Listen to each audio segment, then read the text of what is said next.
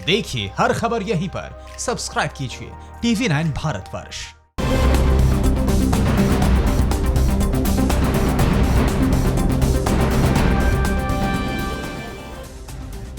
लद्दाख में कहां सामने आई चीन की एक और साजिश, भारत ने कैसे दिया जवाब, टिकटॉक को ट्रंप का अल्टीमेटम क्या है, नेपाल की नई गुस्ताखी क्या है और एक दिन में भारत ने कैसे चीन को 4000 करोड़ का झटका दिया। भारत चीन टकराव से जुड़ी हुई सभी बड़ी खबरों के लिए देखिए टॉप 9 भारत चीन टकराव।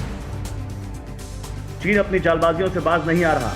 दौलत बेग ओल्डी और देपसांग इलाके में उसने 17,000 सैनिकों की तैनाती की है और PP-10 से PP-13 तक भारतीय सेनाओं की निगरानी में गतिरोध पैदा कर रहा है। इसके जवाब में भारत ने इस इलाके में बड़ी संख्या में जवानों की तैनाती की है।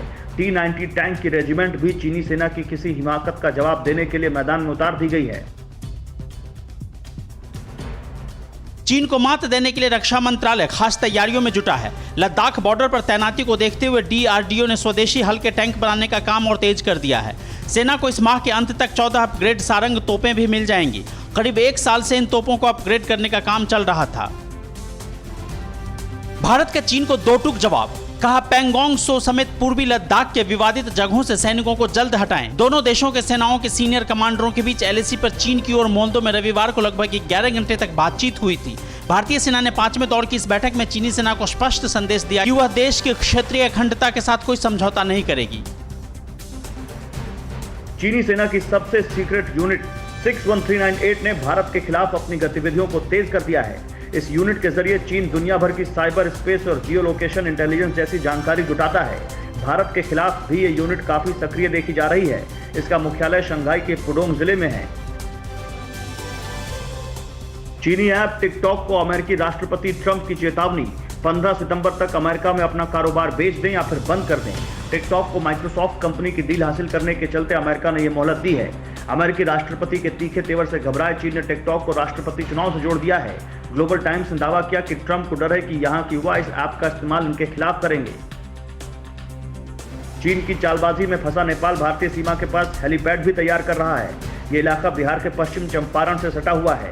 वही यूपी के महाराजगंज जिले के सामने नवलपरासी में भी नेपाल की ओर से हेलीपैड बनाने का काम चल रहा है। इसके अलावा वो भारतीय सीमा के पास 200 से ज्यादा नए बॉर्डर आउटपोस्ट भी तैयार कर रहा है।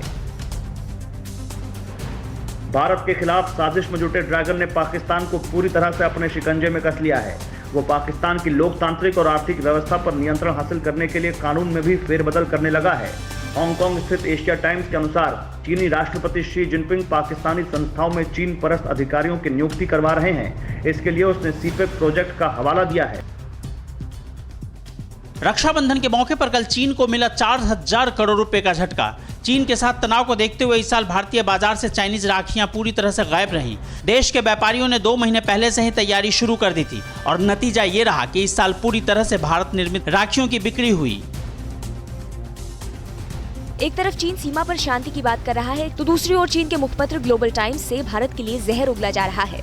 ग्लोबल टाइम्स से कहा गया कि भारतीय जनता 1962 की हार से उबरी नहीं है और यही वजह है कि वो तथाकथित चीन के खतरे से खौफजदा है। ग्लोबल टाइम्स से कहा गया कि भारत में चीन के बहिष्कार की जड़ ऐतिहासिक आघात और झिझक का नतीजा है। न्यूज़ टॉप 9 रोज सुबह 7 बजे और शाम 7 बजे सिर्फ TV9 भारतवर्ष पर।